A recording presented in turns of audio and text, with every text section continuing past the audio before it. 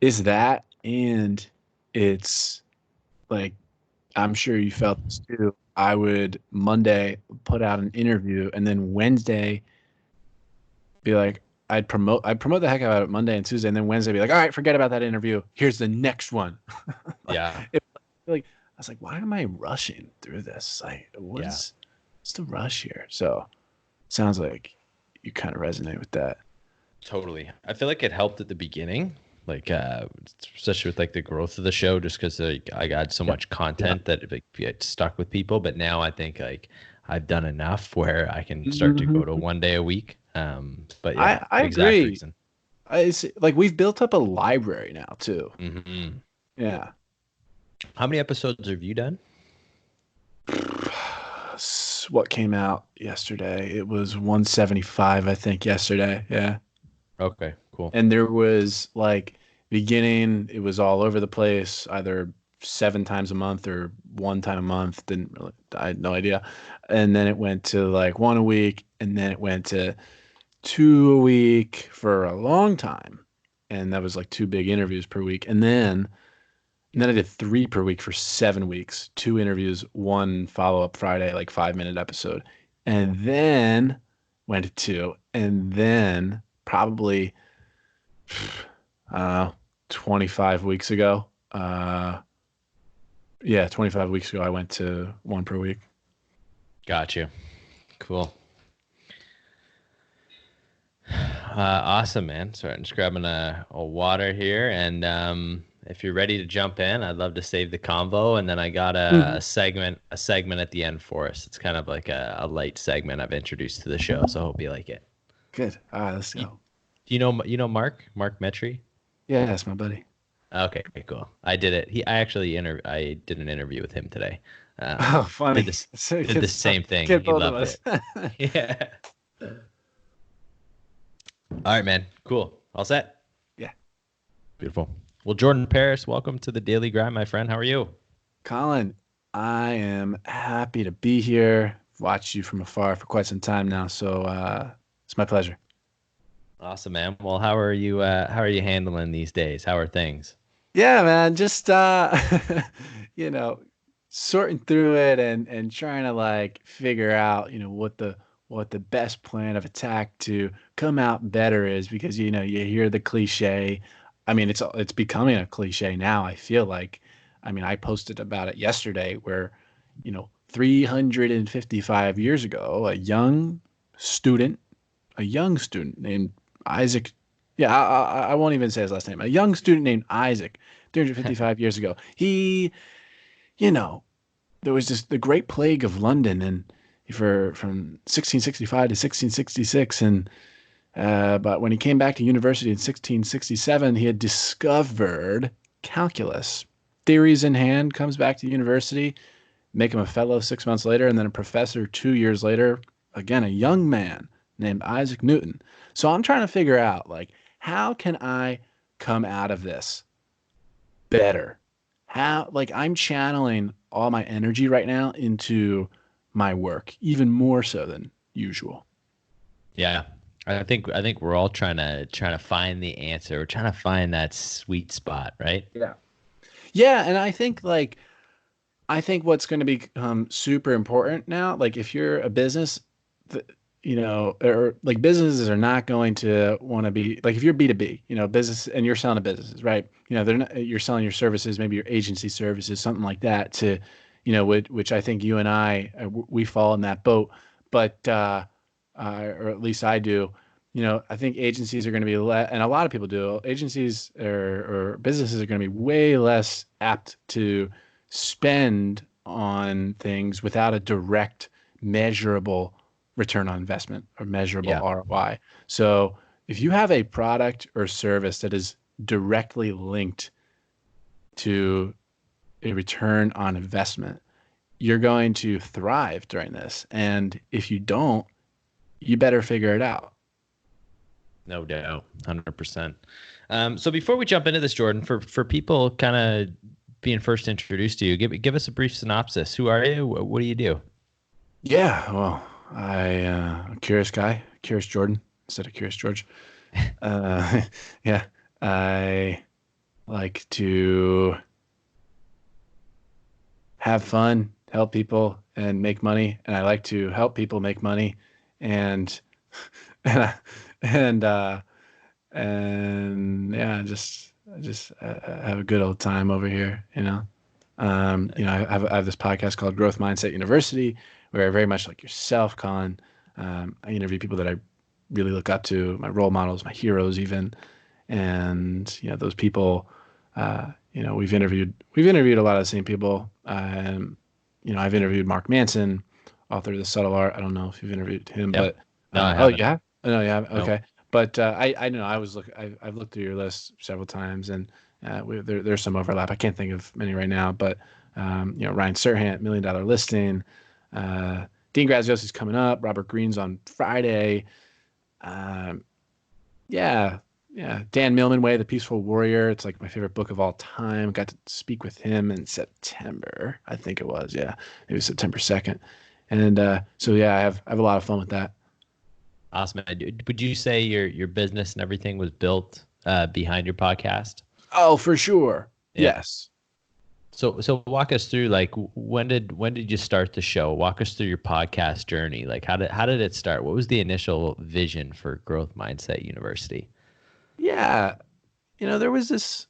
I remember this little, very, very, very vaguely in December of 2008 or December 2017. December 2018 is when I had reached out to you for the first time, Hmm.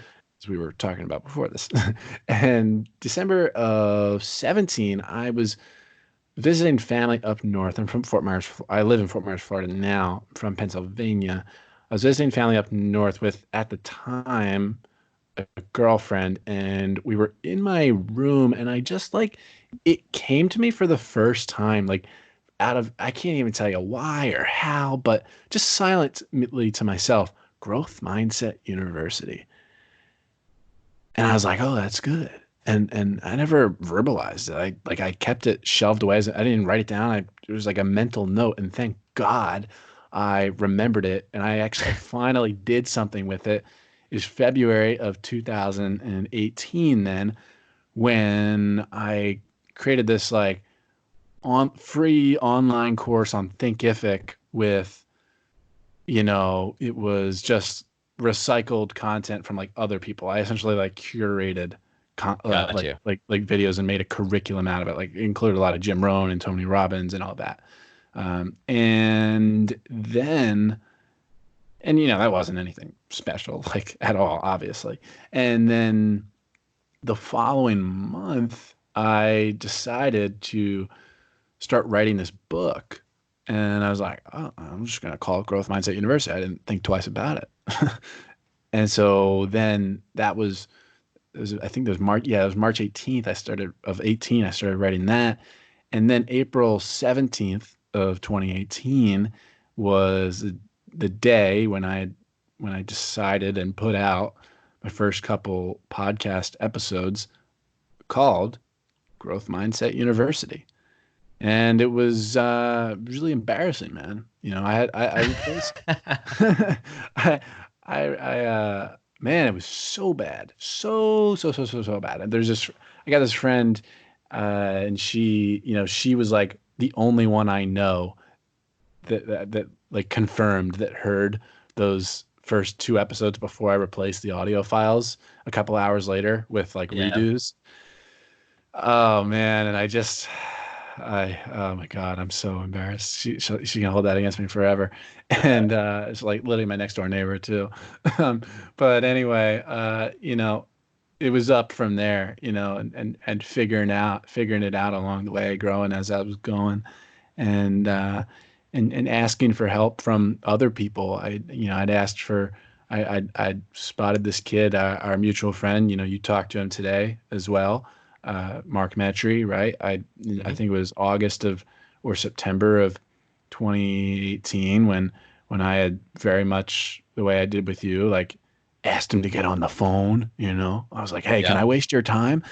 and and uh, and then December of 18, I asked you about your guest outreach strategy, and I just started getting all this information from other sources, other people that are, starting to do what I want to do. And then in January of 19, I started putting it together, like, because I had this whole list, Colin, of people that I was like, I wanted to reach out to. Did you ever like make an Excel sheet of like people that you wanted to reach out to? 100%. Big Yeah. one. Right, Yeah. right. So I did that. I had that for a while, and I was like, I put them in like order of how hard they would be to get on the podcast. And I was just waiting to reach out to all those really, the people that I perceived would be really difficult to get on the podcast. I was just waiting for, like, I was just gonna, I was gonna scale up chronologically, I guess. Yep. And then I had a friend named Wesley who was on that show, Love Is Blind on Netflix, by the way. I don't binge watch, but I No binge way. watched that. Yeah, yeah, yeah. And they cut his engagement. It was so he's only in a couple scenes. Really sad. Okay. I'm disappointed, but anyway, um, Wesley told me, he's like, dude, what are you doing? You gotta reach out to those people now. I don't know why you're waiting. And I was like, yeah. I waited 2 weeks, and I was like, all right, I'm gonna do this. And I just started shooting half court shots, and I made a few of them. And then from there, just got easier and easier, and to the point where, you know, you and I, Colin, we have the leverage to be able to get just about anybody on our shows. Yeah. What did you do specifically? Like you'd mentioned the first few audio files are brutal. I sympathize with you there. But what did you do to better yourself in that position? How did you become a great interviewer, which you are right now? Thank you, Colin. I appreciate that.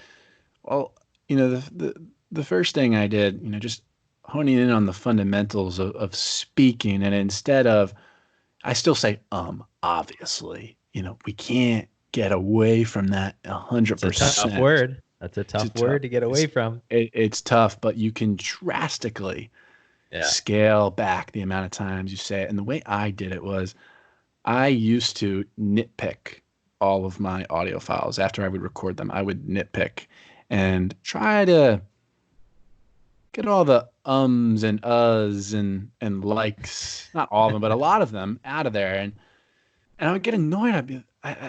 I say, "What? I don't want to keep having to edit this so heavily." So I just stopped saying it, or I became way more mindful of saying it. I recognize the waveform. I know what my everyone's looks a little bit different, but for the most part they're kind of the same. I know what an looks like. It's almost like this oval. I know what a like looks like. It's almost like an I, a letter I, but almost like a diamond, a little bit. Like the edges in the middle are Okay. kind of. It's hard to explain, but I started to pick up on exactly what the waveforms looked like for these words, and then I could go through and pick out no, and I'd be like, oh, that's an oh, that's a like, and I'd just pick them out like that one by one, and yeah, so it got to the point, like I was alluding to, where in conversation, Colin, in just everyday conversation out and about, I would be super, super mindful of the words that were coming out of my mouth. Hmm. There was a period of time where if I said, um, I, I berated myself in my head for it.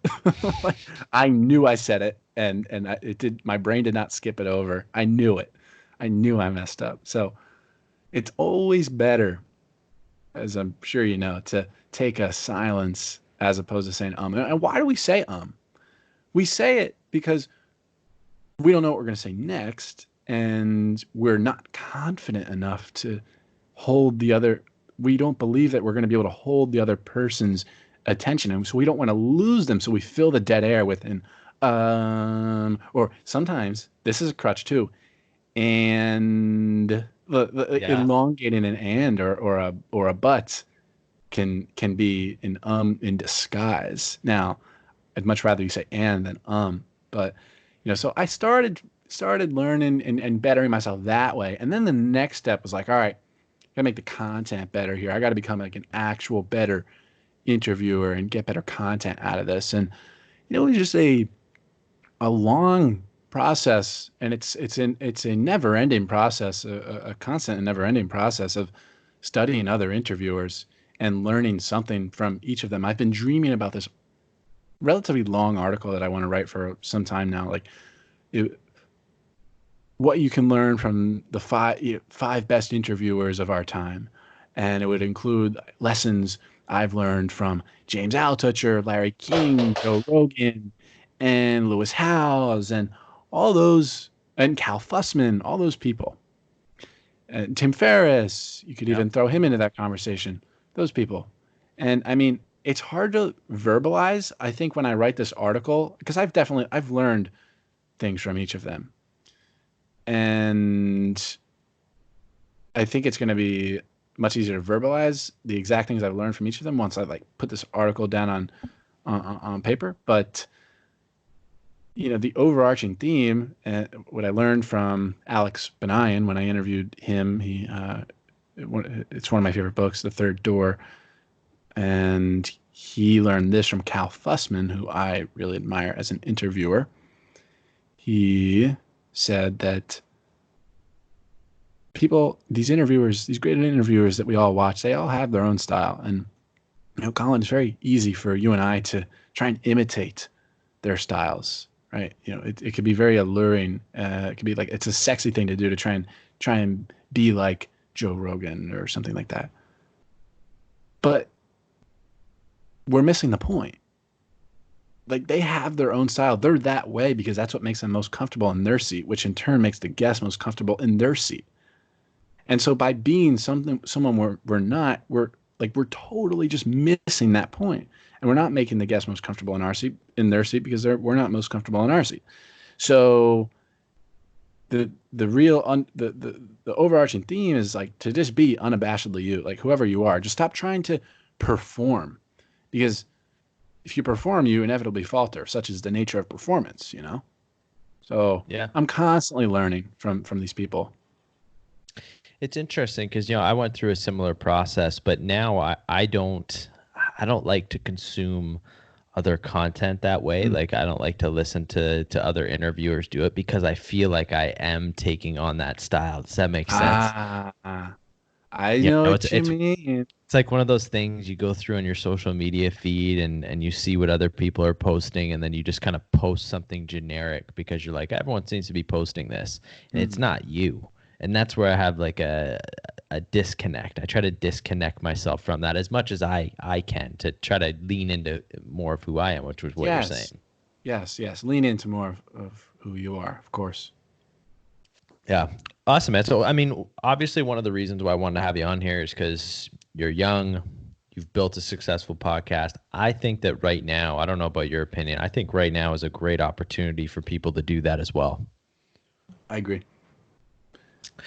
So, knowing that, um, I mean, people who, whether they've been in the space, they're thinking about doing it, maybe they have a business, a service, a product, like, based on what you've seen, why is it so important for? Because I know you work with businesses. Why is it so important for them to get started with a podcast or something? Yeah, it's a great way to build trust and rapport with your prospective customers over the long haul. Mm. It's a very great thing in terms of brand marketing. It can be, a lot of these media companies. I look at them, and entrepreneur.com, they do a good job with, you know, they got like a little network of, I don't know, like six podcasts or something. But I look at I look at these other companies. I know Forbes has one, like Fortune and Success Magazine, and I'm like just wondering, why don't they have a podcast? They're a Yeah. media company. They make money off of clicks because people click, and then they are subjected to their ads. Why not just but become even more of a media company, which they are, and literally create your own TV channel, but much cooler, of course, because it's a podcast. Create your own TV channel though, and and and and sell ad slots, right? Why Yep. wouldn't you want to own your own channel, especially when you have a built-in audience of people that are going to be listening? I think a lot of these companies now, in this very likely upcoming long recession, I think, hopefully I'm wrong, but a lot of these companies that can't operate during, this virus, actually, like, I think it would be a really cool thing, and it's not applicable to all companies, but it'd be a really cool thing for them to, say, start a podcast, literally create their own channel and have a little bit of ad revenue coming in that way. I mean, it's gonna be better than nothing. Totally. I don't know if you found this. I found it too. I think one of the most powerful things is the people you can get in front of. Yeah, So what, like if you have a service or something like that, like the thing with a podcast, is you can get in front of the person you want to get in front of, and that the that too. podcast, Yeah. yeah, Yeah, I think it's a different strategy for like brands starting a podcast, like big brands. But then, yep, when maybe you're an agency owner, I think it'd be really beneficial to start a podcast where you're literally interviewing, as you said, your ideal clients and building relationships with them. Yes, great point. yeah. And then even like, I'm even like, you think, right? You take an ad agency and you take a company and you sit down with them. A part of the episode could be like, you're going to do a live consultation with them. Right. Like, what problems are you facing in your business? Here's how you can deliver those solutions. And by doing that, you're delivering proof. And I think that's what, I mean, if you want any type of business right now, you have to have proof, and it's so hard to get. Oh yeah, absolutely. Totally. So what's your, I mean, obviously times are unprecedented, but what's your vision with what you got going on? Where are you looking to get to? Mm. Yeah, straight up, I'm trying to sell a company. That's like a big goal of Yeah. mine. Yeah, that's it. And I've got what's what that? company? What company is Oh, that? yeah, it would be Trend Up Media. So it's at Beautiful. trendup.media. Yeah. Yeah. Yeah. So you're trying to build that and sell it. Yeah. Interesting. Why the exit strategy? Because I like money a lot and I want a Yeah. lot of it and I don't want to be involved in day-to-day operations till I'm 80. So, yeah. What, have you thought about when you sell it, what you're gonna do or what you'd want to do? Uh, I mean, I mean, my podcast doesn't stop. Yeah. Unless, there becomes a hot new medium that I want to take on, which I'm sure there will be. I'm ready to pivot like that at any time. But uh, no, I haven't. I mean, I haven't thought a ton about it. I know long-term travel has always been super appealing to me. Not that I can't do that Hmm. now. I mean, not now because of the virus, but Yeah, I get you.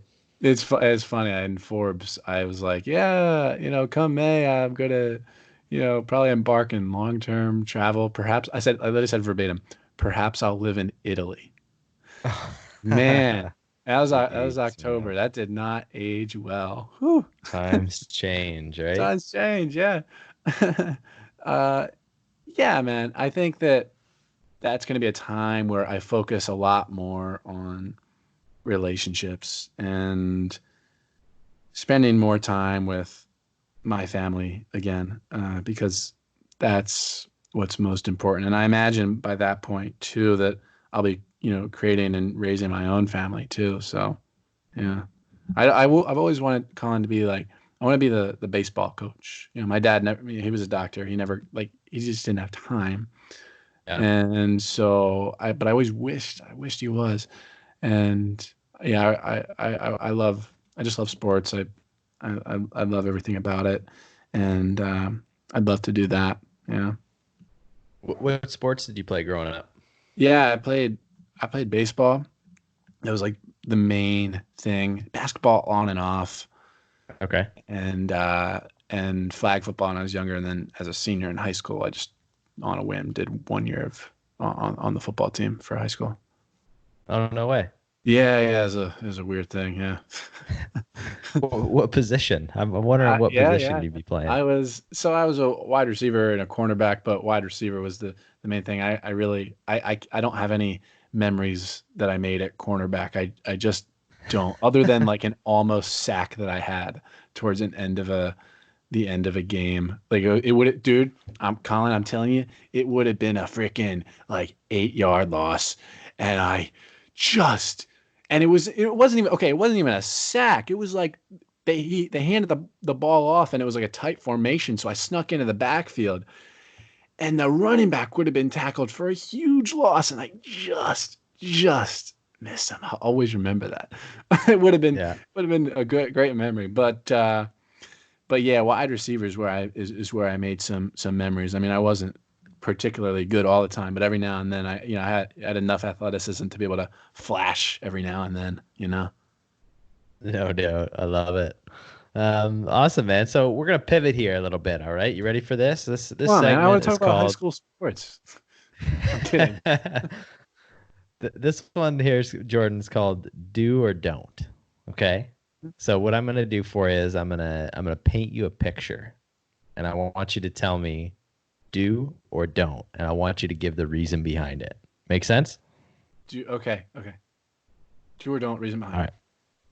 Do or don't, reason behind it. So someone, this is the first one. Someone sends out a cold email. You have no idea who he is. He asks to be on your show. He sends you the big one sheet of who he is and the big long email of why he wants to be on there. Is that a do or a don't? Dude, that's a don't. You know that. You and I both same answer to that. I can confidently speak for you. Now, there's been like two or three over the years that I've said yes to, but most of the time it's a big no. Big. What could someone do differently as a follow up? Just stop sending the same freaking templates, man, that every company sends, and stop trying to be like, oh, I just happened to stumble upon your podcast and I love it. No, you don't. What do Yeah. you love? No, you don't. Stop lying to me. I'd rather you just admit, like, I don't know anything about it. Yeah, those things can be done differently. Other than that, I don't know. See how many of those do you get a month? Dude, oh Curiosity. gosh, I wonder. I really don't know. I mean, I don't get 100 a month. No, it's Yeah. not like that, but um, yeah, Enough. enough. Yeah, at this point, honestly, I haven't been opening the emails. It's really been the past 2 months I haven't been opening them. Got you. All right, ready for the next one? Yeah. Someone said, so you're a big LinkedIn guy. Someone connects with you on LinkedIn and then sends you a direct message asking, "Hey, I'm Colin. Say I do blank. We should partner up. You want to jump on a call?" Mm, 95 to 99% of the time, no. I like the percentage. All right. What's the 1%? What's the 4 to 1% One that you would say yes to? percent is when I do my due diligence. I check out their profile. I can tell they have a body of work. They've like actually done something before. They have a track record, and they don't seem crazy. And there's it's good that they're coming out explicitly though with a in this scenario with a business purpose. Um, I'd mentioned to you like when I reached out to you, Colin, years ago, not years ago, but like a year and a half ago, probably, and said I literally just said like, hey, I'd love to get on the phone and chat, get to know you. Like I would say no to that just because I get so many of those, and I used to say yes to those, a couple years ago, but now I don't. Yeah, And but you definitely do increase your chances when there's a real business purpose behind it. I love it. All right, perfect. All right, so what about someone Oh, connects oh, with oh, time you? out. Time out. Yeah, What I tend to do is I say something along the lines of, "Can you send me some more details in email?" And I'll give them my email below. So like you can often. You can save a 30-minute phone call and get across the exact same thing in an email that takes you 45 seconds to read. So I Gotcha. do that a lot. All right, cool. I like that. All right, next one. Someone messages you, or not someone messages you. Okay, you've had this person either on your show, you know this person, but they ask you if they can get an introduction to a big guest you've had on your show. No, Do or no, don't. no, it's not happening. Especially if it's somebody that I don't know. Absolutely not. Yeah. You gotta be No. I picky with can't. I those can't. things, right? Yeah, I can't. You and I, Colin, can't risk our social capital for, like we don't know if this person's going to end up wasting their time, and yeah, it's just yeah, it's a big no. I've had that. I like it. See how we're solving problems here in this segment? What about someone on LinkedIn just continuously tags you in every one of their posts? Oh God. Is there a do or don't? So what you? I think the question here is what would I do? Yeah. Okay. What Okay. would you do? Obviously, it's a don't based on that reaction, but what would you do? There have been times, Colin, where it's rare, and I haven't done it in a while, but I used to. Like if they're a repeat offender and it's completely irrelevant and it's just a gigantic block of names, I will literally hit the three dots and hit remove mention so that they know I don't want you to do this. No, I don't have Okay. time for that. I have bigger worries, bigger fish to fry for sure. And now, it's something that comes into my notifications and I don't even click on it. It doesn't really. I'm like, it's just part of it now. It's just part of the game. Totally. I love it, man. All right. Last one. All Hmm. right. You ready for it? This is more of like you got to think this one through a little bit. So, should someone, because a lot of people right now are going to be creating online courses because it's just the nature of the reality of what's happening. But Yeah, should you start an online course before you've built an audience? Is that a do or a don't? it's a good question. That's a very original question. Hmm. I don't think that there's hurt in doing it before you've built Okay. audience, so that when, as you're scaling up and attracting more people, it's already there and you don't have to scramble. Then again, at the same time, the reason I didn't do it that way. I didn't do it that way. The reason I have in a free course on podcasting, it's an all-encompassing course on podcasting, 50-minute video course, really professional. And I did that because I knew that's what people wanted from me. Okay. Like I was building an audience throughout 2019, and those are the types of questions I got. Many of them had to do with the how-tos of podcasting. And so by August, I had this course called How to Become a Rockstar Podcaster, and put that up. So, you know, really not much hurt to do it before you create an audience, but just be aware that you might need to pivot and it could become outdated very quickly. Great advice. I Let me like ask you, imperfect action though. so do I. I'd rather action than non-action. Hmm. Yes. Right? I think I'd rather people do something as opposed to like sitting and trying to like post on Instagram to build up an audience that way. You got to do something. Yeah. Awesome, man. Well, there we have it. It's the end of the segment. What'd you think of it? That was really fun. It was Like super this? original too, man. I really want to have like an original segment like that on my podcast. I mean, not like that, I like it. but Yeah, not yeah. that, but like that. That'd be cool. Cool. There we go. And just try new things here. You're the third person I've tried Yeah. this on. So far, so far it's stuck. I didn't know how it was gonna hit, but I feel like it was a hit. Yeah. Oh, for sure. It was was super fun, man. And the last one definitely did get me thinking. Awesome. Jordan, for people out there who want to connect with you, learn more, where's the best place they can go? Yeah, Colin. JordanParis.com is where I house just about everything, and you can find all the social handles at the bottom of the screen there.